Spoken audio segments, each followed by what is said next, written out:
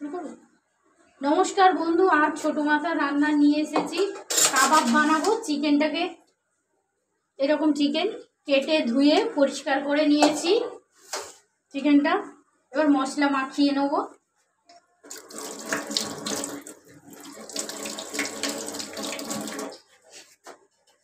এখানে কাজু বাদাম পোস্ত কাঁচা লঙ্কা বাটা এখানে আমুল বাদামও দিয়েছি দু চারটে আটটা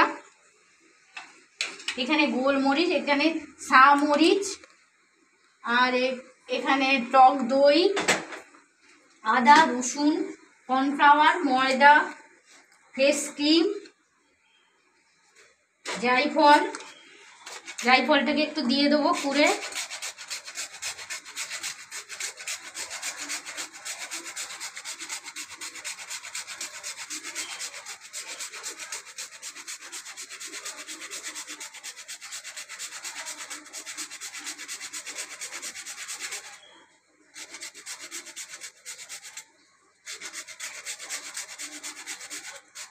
रेशमी কাবাব বানাবো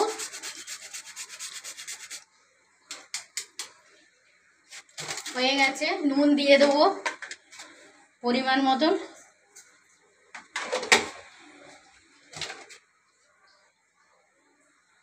রসুন বাটা দিয়ে দেবো 1 চামচ আদা বাটা দিয়ে দেবো 1/2 চামচ ফেস ক্রিম দিয়ে দেবো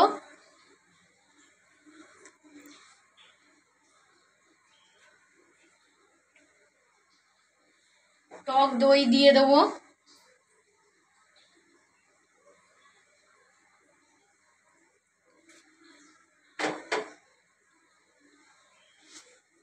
এখানে পোস্ত কাজু বাদাম আমন্ড বাদাম কাঁচা লঙ্কা বাটাটা দিয়ে দেবো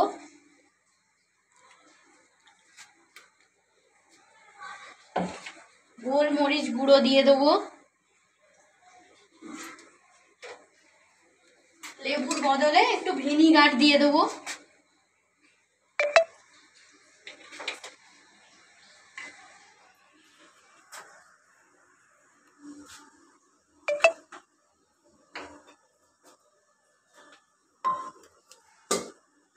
একটু গরম মশলা দিয়ে দেবো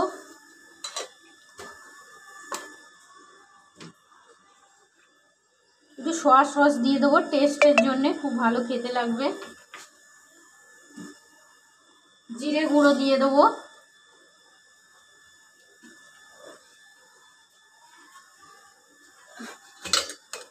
একটু চিনি দিয়ে দেবো আর একটু দিয়ে দেবো প্রয়োজন মতন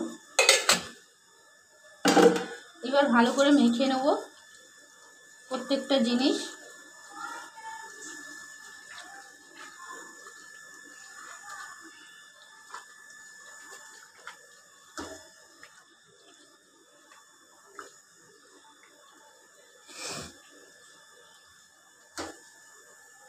এবার কর্নফ্লোরটা দিয়ে দেবো কর্নফ্লোর প্রয়োজন মতন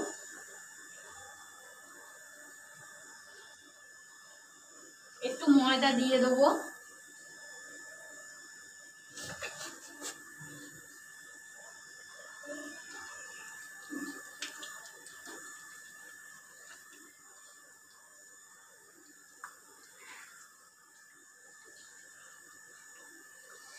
হয়ে গেছে 2 ঘন্টার জন্য রেস্টে রেখে দেবো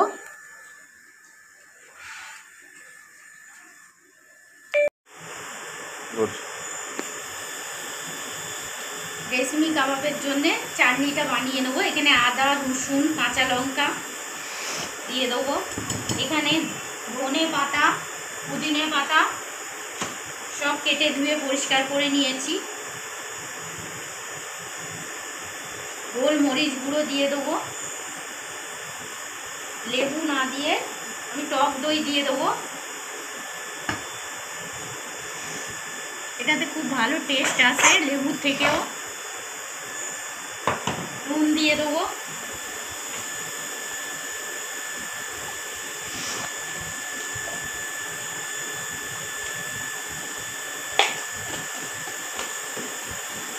এবার মিক্সিতে বেটে নেবো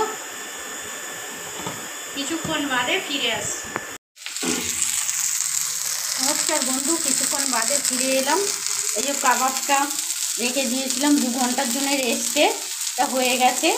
এবার এই স্টিকগুলো নিয়ে স্টিকে করে নিয়েছি। এই স্টিকগুলো নিয়েছি, নিয়ে স্টিকের ভেতর ঢুকিয়ে নিয়েছি।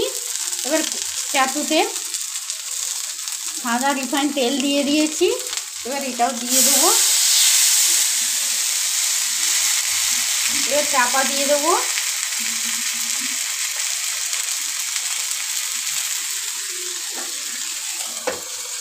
কিছুক্ষণ বাদে ফিরে আসছি।